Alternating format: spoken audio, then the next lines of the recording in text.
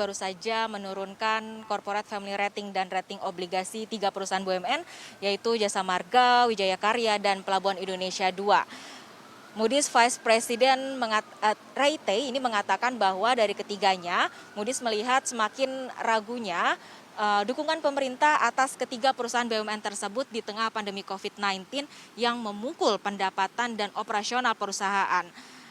Di mana Moody's menurunkan peringkat utang Jasa Marga ini menjadi Baa3 dari Baa2 dan outlook Jasa Marga juga tetap negatif.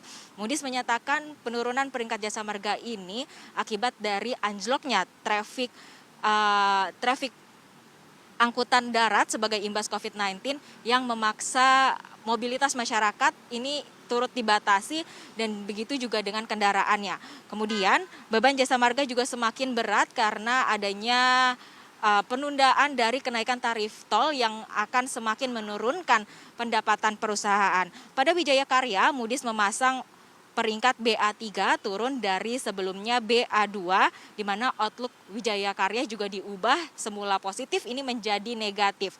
Menurut Moody's, hal ini disebabkan salah satunya karena adanya potensi penundaan proyek infrastruktur akibat terhambatnya pekerjaan konstruksi karena adanya social distancing dan juga pembatasan di beberapa wilayah. Sementara untuk Pelindo 2 ini Moody's menurunkan dari Baa2 menjadi Baa3 namun dengan outlook yang tetap stabil. Moody's mencatat Pelindo 2 ini terdampak signifikan atas anjloknya aktivitas pelabuhan karena turunnya volume perdagangan dan kargo. Padahal 85% dari pendapatan dari perusahaan ini berasal dari kargo dan juga lalu lintas kapal. Staf khusus Menteri BUMN Arya Sinulinga ini mengatakan bahwa kementerian tidak khawatir atas kondisi tersebut dan juga dia menilai ini hanya bersifat sementara.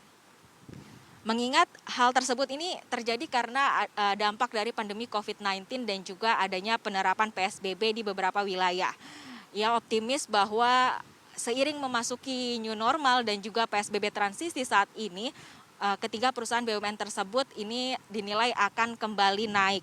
Salah satunya Kementerian BUMN ini melihat bahwa pada Wijaya Karya ini masih memiliki peluang karena proyek kereta cepat Jakarta-Bandung dan proyek tol Balikpapan Samarinda ini masih terus berlanjut dan berkontribusi 27% dari total order book Wijaya Karya per Maret 2020.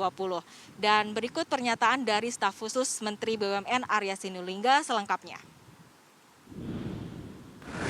Masalah pandemi corona, kemudian dianggap bahwa BUMN ini tidak diberikan bantuan PEN itu ya, sehingga dilihat bahwa ini dukungan mungkin kurang gitu ya. Padahal sebenarnya kalau lihat bisnisnya ya kayak Wika lah misalnya, ini mereka kemarin turun karena memang kita tahu infrastruktur slow down juga gitu. Memang dengan corona yang saat ini hampir semua sektor kan memang banyak yang merugi gitu.